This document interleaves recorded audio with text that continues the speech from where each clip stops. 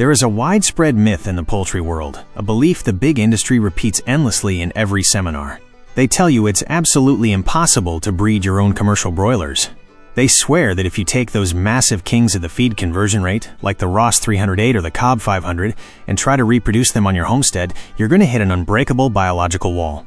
While it's true that blindly copying the corporate model is a fast track to financial failure, the reality in the trenches of independent elite breeding is very different. Many advanced breeders out there aren't just doing it right now.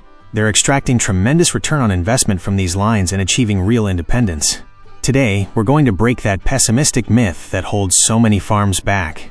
I'm going to show you, breeder to breeder, how to intelligently hack the genetics of industrial hybrids to protect your bottom line.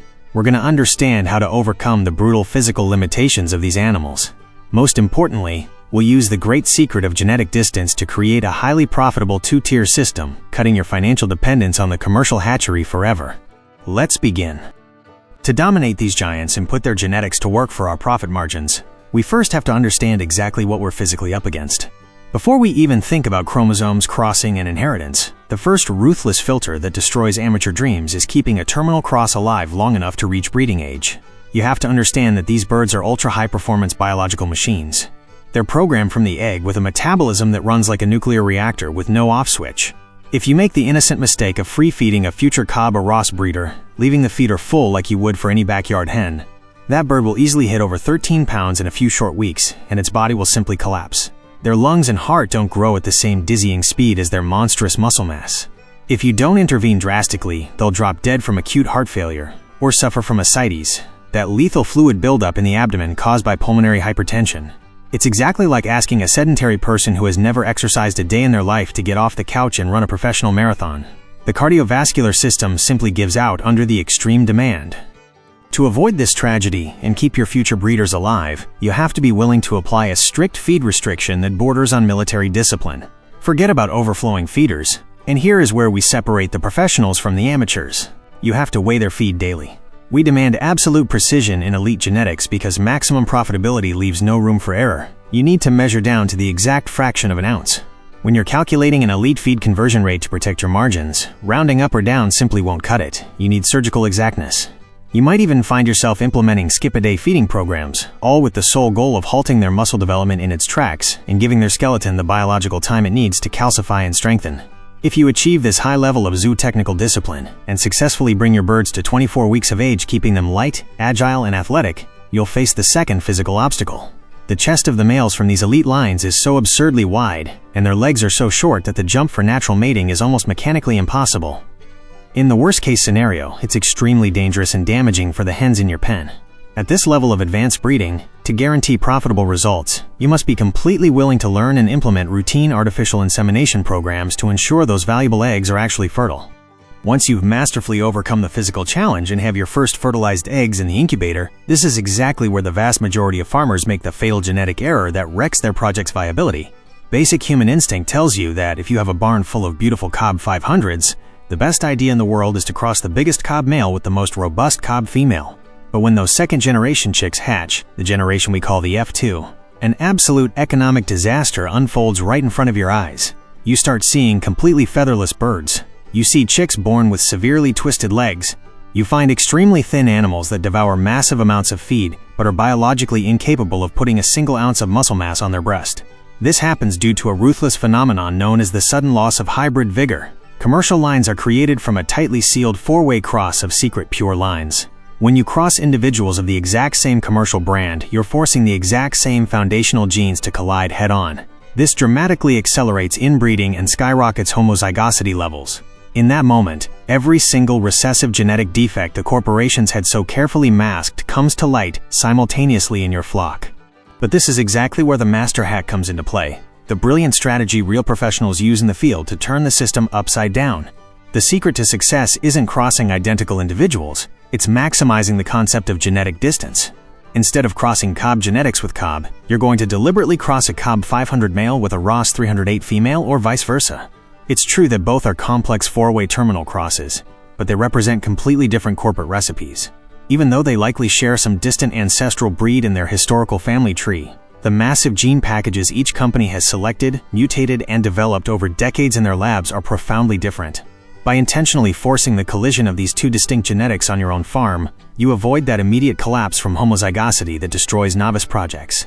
The defective recessive genes from one commercial line simply don't find their exact match in the other line to express themselves. By making this bold transversal cross, Mendelian segregation still exists. The genetic cards are going to be shuffled, and you're certainly going to lose a measurable fraction of the original hybrid vigor. But the absolute key here is that you won't lose it entirely. Thanks to the massive genetic distance between the Cobb and the Ross, you're going to ensure that a highly profitable percentage of those F2 hatches manages to retain a small but incredibly powerful explosion of heterosis. You'll get individuals in that second generation inheriting the absolute best of both corporate giants. They'll combine an exceptional feed conversion rate, an enviable accelerated growth rate, and formidable breast conformation. It's precisely these exceptional birds that change the rules of the game, making this daring system completely viable and highly profitable for an independent homestead scale. To truly capitalize on this biological phenomenon for your bottom line, you must implement what production experts call a two-tier system. On your first tier, you're going to keep your valuable flock of original F1 breeders alive, strong, and healthy under that strict feed restriction regimen we talked about earlier.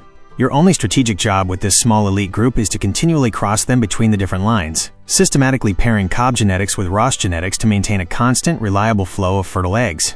On the second tier of your farm, which will become your real profit and cash flow zone, you incubate those crossed eggs and welcome your F2 hatches. This is where your clinical eye as an experienced breeder jumps into action to separate the wheat from the chaff. Since science tells us there's inevitable genetic variability, your fundamental task is to apply ruthless early selection during the chick's first 2 weeks of life. You're going to observe their vitality with a magnifying glass. Look at their physical ability to feather out quickly to retain body heat and their natural aggressive instinct to seek feed in the troughs. You're going to immediately and unapologetically cull the percentage of chicks born with obvious weaknesses, those that lag in size compared to their siblings, or those that clearly failed to retain the coveted hybrid vigor of the cross. You'll exclusively keep the undisputed elite of that hatch. You only want the robust specimens that visibly prove they've captured that heterosis explosion we were aiming for. That outstanding group of homegrown F2 birds goes straight into your intensive grow-out program. You'll full-feed these champions, providing diets rich in high-quality protein. You'll push them to their maximum harvest weight in record time for backyard conditions, sending them straight to fill your family's freezers, or for premium sales to your exclusive customers. The true, definitive triumph of this technical approach lies in the pure, hard economics of the farm. By operating with this smart system, you consciously accept from day one that there will always be a natural cull percentage in your hatches. But the actual economic cost of absorbing that loss in your backyard is infinitely lower than the suffocating, perpetual expense of being forced to buy hundreds of new day-old chicks from the industrial hatchery every single month of the year. You're taking the exact same momentum and the massive genetic groundwork the big corporations invested decades in, but now you've hacked it, bent it, and masterfully adapted it to your farm's rules. It's a highly pragmatic scheme that grants you massive savings in operating capital and allows you to take a giant, realistic, and highly profitable step toward true independence in meat production. We've dominated the first stage of the plan. With the two-tier system we've just established, you now have the absolute power to generate your own elite meat on your homestead. You're leveraging that explosion of hybrid vigor in your F2 cross to fill your freezers and slash your hatchery bills. For most breeders, this is the finish line. It's the sweet spot where profitability meets practicality. But I know for a fact that among those listening today, there's a different group of breeders. There are serious breeders with a much deeper vision, homesteaders who aren't satisfied with just hacking the system for a short-term win. You're the true visionaries of zootechnics. You're the ones looking at that tiny, exceptional percentage of F2 chicks that inherited every single trait of the corporate giants and asking the ultimate question: what if I don't process them? What if I take this genetic elite and set out on the titanic challenge of stabilizing them to create my own pure, synthetic, massive breed that remains stable over time? Taking that leap, moving from a meat producer to becoming the genetic architect of a new stabilized breed, is entering the ultra-hard mode of animal husbandry. It's a fascinating path full of invaluable rewards, but it requires a level of discipline, time, and capital that very few are willing to invest. Before you embark on this project, you must deeply understand the beast you're facing, the labyrinth of quantitative genetics. When a fancy poultry breeder wants to fix black feather color or ensure a rose comb, they're dealing with qualitative genetics. These are simple traits, controlled by 1 or 2 genetic switches, but what you're trying to stabilize here is feed conversion rate, breast muscle accretion, bone density, and cardiovascular endurance. These aren't simple switches, they're biological symphonies. These are quantitative traits governed by the simultaneous interaction of dozens, sometimes hundreds, of different genes scattered across the bird's genome. They work through complex mechanisms known as epistasis and pleiotropy. Epistasis means a hidden gene can completely silence a great growth gene. Pleiotropy means the same gene giving you thicker legs might, without you realizing it, be programming the bird to be more susceptible to respiratory issues. It's a massive web of dominoes. To ensure these traits stay fixed and pass predictably from parents to offspring, you can't just throw a big male and a big female together and hope for a miracle. You need to establish an extremely rigorous foundational selection program based on hard data. Your real work begins the day you select your founders, the generation 0 of your new line. From those hundreds of F2 chicks born from your Cobb and Ross cross, you'll have to apply a selection pressure so severe you'll likely cull 99% of the lot from the breeding program. You're only keeping the absolute top 1%. To find that elite group, you have to measure feed conversion on your own farm with absolute precision. You'll isolate your best prospects in individual test pens. You'll weigh exactly how many pounds of feed you serve over 4 weeks, then weigh the bird to calculate how many ounces of meat it produced per pound of feed consumed. Those who eat a lot but grow little are out. You'll only keep the most efficient biological engines. You'll feel the keel bone to ensure it's long, straight, and fully surrounded by dense, firm muscle mass. You'll check leg thickness, looking for shanks thick like tree branches, capable of supporting a body that will easily exceed 11 or 12 pounds in adulthood. And they must do it without any bowing. Most importantly, you'll evaluate overall vigor. You want birds that breathe silently and deeply, without chronic gasping, proving their cardiovascular system can actually oxygenate that massive frame. These few exceptional individuals, these needles in the genetic haystack, will be your founding kings and queens. Once you have your founders, you'll face the silent killer of breed creation, inbreeding depression. Human instinct will scream at you to cross these elite brothers and sisters to fix that massive size quickly.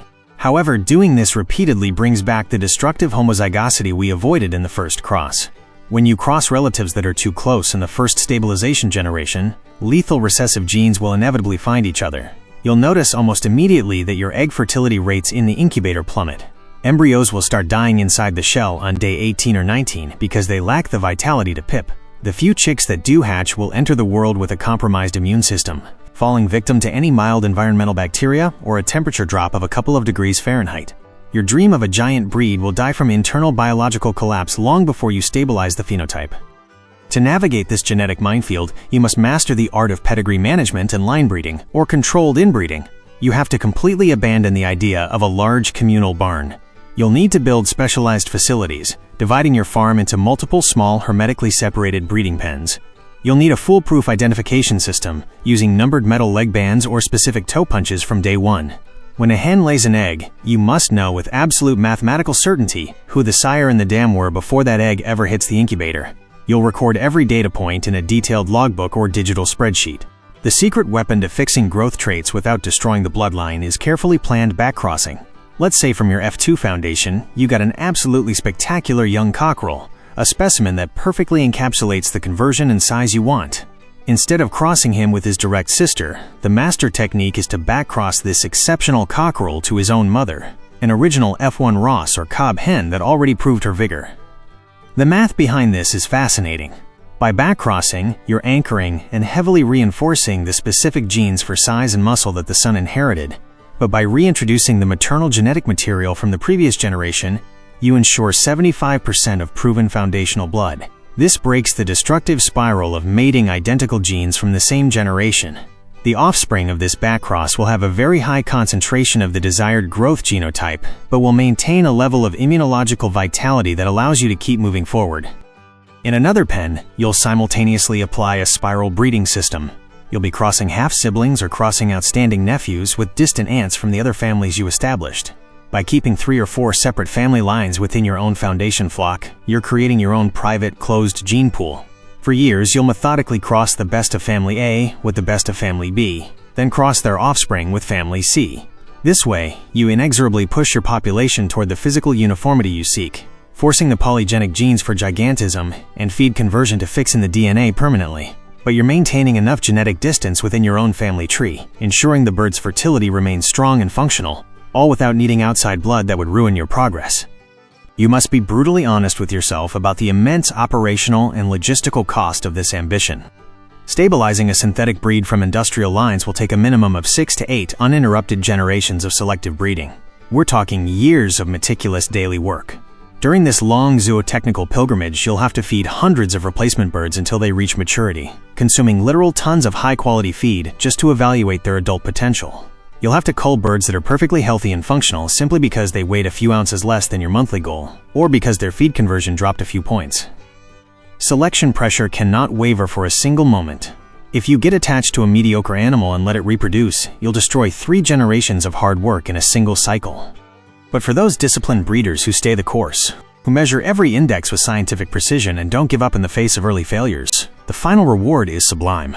A day will come, perhaps in your 6th generation, when you'll watch a hatch coming out and there won't be featherless birds or bone weakness.